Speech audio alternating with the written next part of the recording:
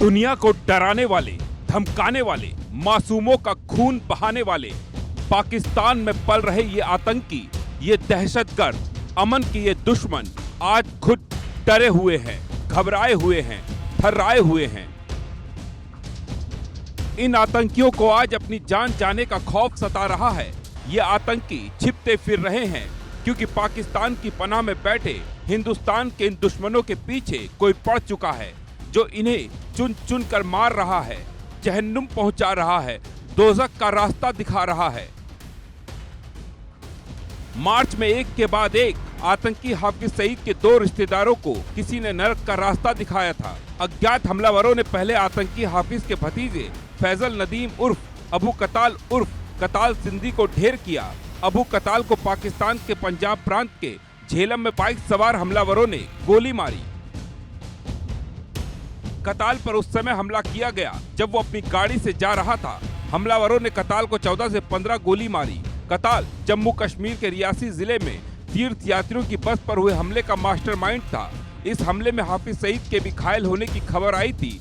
बाद में पाक मीडिया से इस खबर को अचानक हटा दिया गया। इसके बाद अज्ञात हमलावरों ने हाफिज के एक और रिश्तेदार को मौत के घाट उतारा, जिसका वीडियो भी सोशल मीडिया पर वायरल हुआ। इसका नाम अब्दुल रहमान है।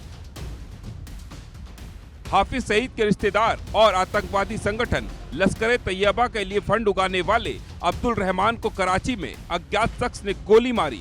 बताया जाता है अब्दुल रहमान आतंकवादी संगठन लश्कर के लिए फंड कलेक्शन का काम करता था। जितने भी फंड कलेक्टर कराची में फंड उगाने का काम करते थे वो सभी अब्दुल रहमान के पास आकर फंड जमा करते थे, जहां से ये आगे जाता था।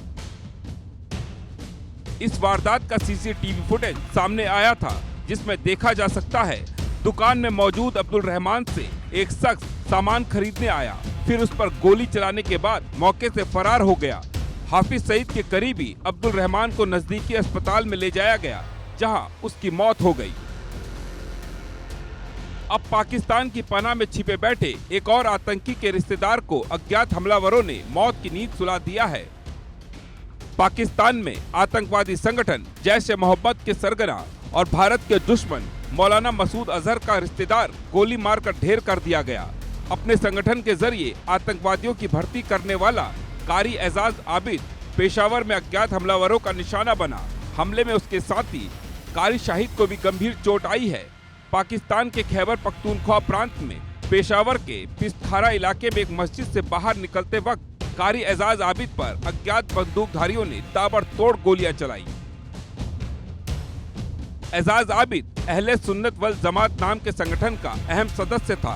साथ ही वो खत्म नबूवत जैसे अंतर्राष्ट्रीय संगठन का प्रांतीय नेता भी था और देवबंदी विचारधारा से जुड़ा था। मसूद अजहर और एजाज ने कई बार एक साथ मंच साझा किया और शुरुआती दिनों में साथ पढ़ाई भी की थी।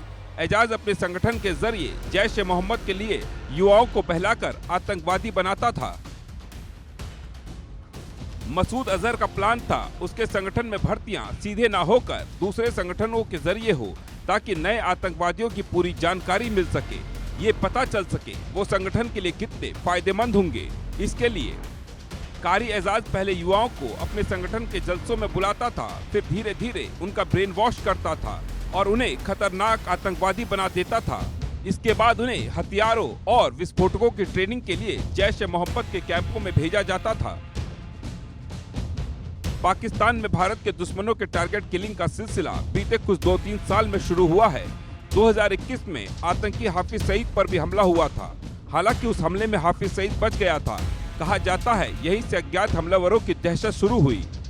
इसके बाद से तो भारत के दुश्मनों को पाकिस्तान में अज्ञात हमलावर चुन चुन कर मार रहे हैं। इसके पीछे अब तक 2 थ्योरी सामने आई है। पहली थ्योरी कहती है पाकिस्तान के आतंकियों में वर्चस्व की जंग चल रही है। इसके लिए इन आतंकियों में गैंग वॉर शुरू हो चुकी है। पाकिस्तान की गोद में बैठे आतंकी ही दूसरे आतंकी संगठन के आतंकियों को चुन चुन कर मार रहे हैं। पाकिस्तान में जो आतंकवादी संगठन है उनको काफ़ी देर से बहुत बड़ा शक है कि उनकी अपनी इंटेलिजेंस एजेंसी ISI या उनकी अपनी आर्मी उनके सबसे बड़ा दुश्मन बन चुकी है। इसके बावजूद कि उनको प्रोटेक्शन दी जा रही है IAS के माध्यम से, उनको प्रोटेक्शन दी जा रही है आर्मी के माध्यम से, उसके बावजूद ये जो अक्काज हैं और उनके क्लोज रिश्तेदार हैं एक से एक करके मारे जा रहे हैं। उनका शक ज़बरदस्त है कि इसके पीछे उन्हीं के अपने बॉडीगार्ड्स या उन्हीं की अपनी खुफिया एजेंसी है। ये शक बड़े पैमाने पर सही हो सकता है। वहीं दूसरी थ्योरी में आतंकी इसके लिए पाकिस्तान की खुफिया एजेंसी को कटघरे में खड़ा कर रहे हैं। आतंकी संगठन अलकायदा का आरोप है शहबाज सरकार और उसकी खुफिया एजेंसी चुन चुनकर विरोधियों की आवाज दबा रही है। अलकायदा ने हाल ही में 68 पेज की पत्रिका निकाली है। इसमें पाकिस्तानी हुकूमत, ISI और सेना पर गंभीर आरोप लगाए गए हैं। अलकायदा का कहना है पाकिस्तान में धार्मिक गुरुओं या धार्मिक विचारों की हत्याएं हो रही हैं। इन हत्याओं के पीछे पाकिस्तानी खुफिया एजेंसी ISI है। पाकिस्तानी सेना की ये पुरानी आदत है, उसके खिलाफ जब कोई जाता है या उसके गलत कार्यों को रोकने की कोशिश करता है तो वो उसकी आवाजों को हमेशा के लिए दबा देती है। पाकिस्तानी खुफिया एजेंसी और सेना मिलकर उस शख्स या संगठन की जान लेने से भी नहीं चूकते। पाकिस्तान में एक और आतंकी जो मसूद अजहर का रिश्तेदार है मारा गया है और किसने मारा है किसी को नहीं पता। पाकिस्तान की इंटेलिजेंस एजेंसी जो है दुनिया में बहुत ही अहम इंटेलिजेंस एजेंसी है। इसके बावजूद उनको आज तक किसी ने तक पता नहीं लगा कि इनके पीछे कौन है। वास्तव में इसके पीछे दो बड़े कारण हैं। एक ISI साफ तौर पे इन आकाश को लाइबिलिटी समझती है, किसी प्रकार से ये सक्सेसफुल नहीं हो रहे हिंदुस्तान में आतंकवाद को फैलाने के लिए और हिंदुस्तान में बड़े हादसों को उछालने के लिए। ऐसे में वो खुद ही इनको खत्म कर रहे हैं। वजह जो भी हो, पाकिस्तान में हो रही आतंकियों की हत्या के पीछे आतंकियों की आपसी गैंगवार हो या फिर इसके पीछे सेना और ISI का हाथ हो, लेकिन खात्मा हिंदुस्तान के दुश्मनों का हो रहा है। Bureau report, India news.